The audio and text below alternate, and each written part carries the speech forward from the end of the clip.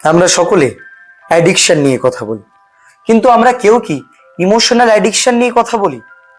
দেখো, emotional addiction এই জিনিসটা একটু বুঝিয়ে দিচ্ছি। What is emotional addiction? কিছু সংখ্যক এমন মানুষ আছে যারা অতীতের কষ্টগুলোকে আঁকড়ে ধরে বাঁচতে চায়, তারা বর্তমানে বাঁচতে চায় না।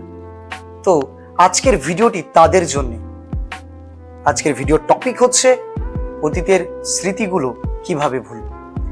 এই স্মৃতি জিনিসটা এতই মায়াবী না, স্মৃতির কথা ভাবলেই কখনো হাসি পায়, আবার কখনো কান্না। দেখো, স্মৃতি ভালো হয় আবার খারাপও হয়, এবং আমি তাদের উদ্দেশ্য করে বলবো যারা এই স্মৃতি থেকে পালিয়ে বাঁচতে চাও। আমার কাছে এমন অনেক বন্ধু আছে, এমন অনেক পরিচিত মানুষ আছে যারা বলে কিচ্ছু ভালো লাগছে না, আমি যদি আমার কষ্টগুলো থেকে যদি একটু পালিয়ে বাঁচতে পারতাম। আমি তাদের জিজ্ঞেস করি, পালিয়ে যাবে কোথায়? তুমি পালিয়ে যাবে কোথায়? তুমি পালিয়ে বিদেশে গেলে, কিন্তু কষ্টগুলো তো তোমার মেমোরির ভেতরে স্টোর হয়ে আছে। তুমি পালিয়ে কোথায় যাবে? তুমি পালিয়ে এখান থেকে আরেক প্রান্তে চলে গেলে, কিন্তু তুমি পালিয়ে আলটিমেট তুমি কোথায় যাবে? কোথাও যেতে পারবে না। তার কারণ আমাদের মাইন্ডের কাজ হচ্ছে স্মৃতিগুলোকে মনে রাখা। আচ্ছা, আমি যদি তোমাকে এখন বলি তুমি তোমার মায়ের কথা ভুলে যাও, তো মায়ের কথা বলার সাথে সাথে তোমার চোখের সামনে কিন্তু মায়ের মুখ ভেসে উঠছে। আমি যদি বলি তুমি এখন R15 বা বুলেটের কথা তুমি ভাববে না, তুমি দেখো সেই সব গাড়ির কথাই কিন্তু তুমি এখন ভাবছো, সেই সব বাইকের কথা, সেই ছবিগুলো তোমার চোখের সামনে ভেসে উঠছে। তো আমাদের মাইন্ডের কাজ হচ্ছে মনে রাখা, ভুলে যাওয়া নয়। এখানেই হচ্ছে প্রথম টিপস, যে জোর করে মুভ অন করা যায় না, জোর করে ভুলে যাওয়া যায় না। প্র্যাকটিস করে তো ভুলে যাওয়া অসম্ভব।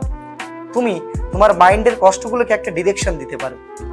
তুমি তোমার দৈনন্দিন জীবনে নিজের পছন্দের কাজ করো, ভালো ভালো বই পড়ো, গান শোনো এবং নিজেকে ব্যস্ত রাখো। সকালে যখন ঘুম থেকে উঠবে তুমি গ্র্যাটিটিউড করো, প্রার্থনা করো, তুমি হালকা এক্সারসাইজ করো। এক্সারসাইজ করলে আমরা মানসিকভাবে শক্তিশালী হব, দৃঢ় হব, এবং হ্যাপিনেস হরমোন রিলিজ হবে।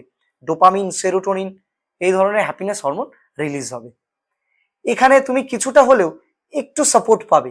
এবং আরেকটা টিপস যেটি আমি তোমাকে দেব, যে হচ্ছে জোর করে মুভ অন করো না। আচ্ছা, তোমাকে যদি আমি বলি এমন একটি জিনিস দিয়ে তোমার ব্রেন ওয়াশ করে দেব, যেটি করলে তোমার কিছুই মনে থাকবে না, তাহলে কি হবে? তোমার জীবনে বলার মতো কোনো গল্প থাকবে না।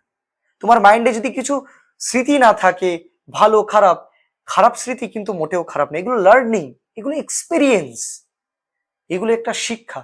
তো অতীতের কষ্টগুলোকে বোঝা হিসেবে নয়, সেগুলোকে একটা অভিজ্ঞতা, একটা লার্নিং, একটা শিক্ষা, একটা এক্সপেরিয়েন্স হিসেবে বয়ে নিয়ে চলো। কষ্টগুলোকে ভুলে তুমি কোথায় যাবে? তুমি যদি অতীতের স্মৃতিগুলোকে নিয়ে আঁকড়ে ধরো, তাহলে তুমি কষ্টে থাকবে। তুমি যদি ভবিষ্যৎ নিয়েও বেশি চিন্তা করো, তাহলে তুমি এনজাইটি, ডিপ্রেশনে থাকবে। তো বর্তমানে বাঁচো। দুদিনের পৃথিবী বস, আজ আছি কাল নেই।